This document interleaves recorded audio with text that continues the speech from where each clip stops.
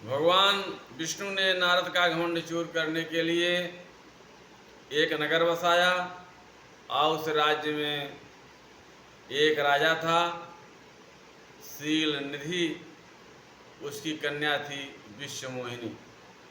उसका स्वयंवर हो रहा था। नारद जी उनके घर गए और नारद जी से उन्होंने कहा कि आप कन्या का हाथ देख लीजिए। नारद जी ने पूछे इसका विवाह कब है। राजा ने कहा इसका विवाह कल है।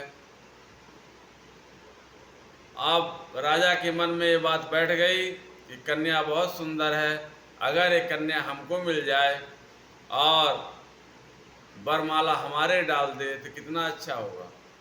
अब नारद जी का जो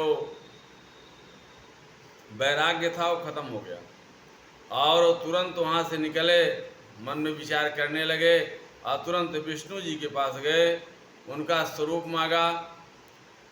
उन्होंने कहा हम आपको स्वरूप दे देंगे, पर जैसा हमको अच्छा लगेगा, यहाँ पर शब्द आ गया, पर जैसा हमको अच्छा लगेगा वैसा मैं करूँगा। और उन्होंने उनको तुरंत बंदर का स्वरूप दे दिया और बंदर का स्वरूप लेकर के स्वयंवर में बैठे, लेकिन पहली सीट पर ही बैठ गए। लेकिन विश्वमोहिनी ने पूरा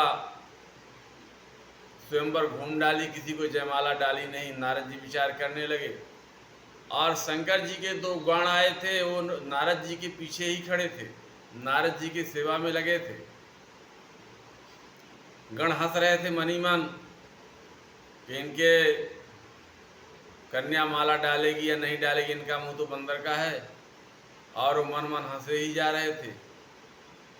और जैसे वो स्वयंवर घूम के सामने आती है तो भगवान हरि खड़े थे और उन्हीं को जयमाला डाल दी और भगवान हरि ने लक्ष्मी को लेकर चले गए। नारद जी को सब हंसने लगे, दो गण हंसने लगे। तब नारद जी तुरंत विष्णु भगवान के पास गए और दो गणों को श्राप दिया कि तुम रावण और कुंभकर्ण हो जाओ। और भगवान को भी जो कुछ बना उल्टा सीधा भगवान को ही बोले। इस प्रकार से नारद जी का वो भंग हो गया।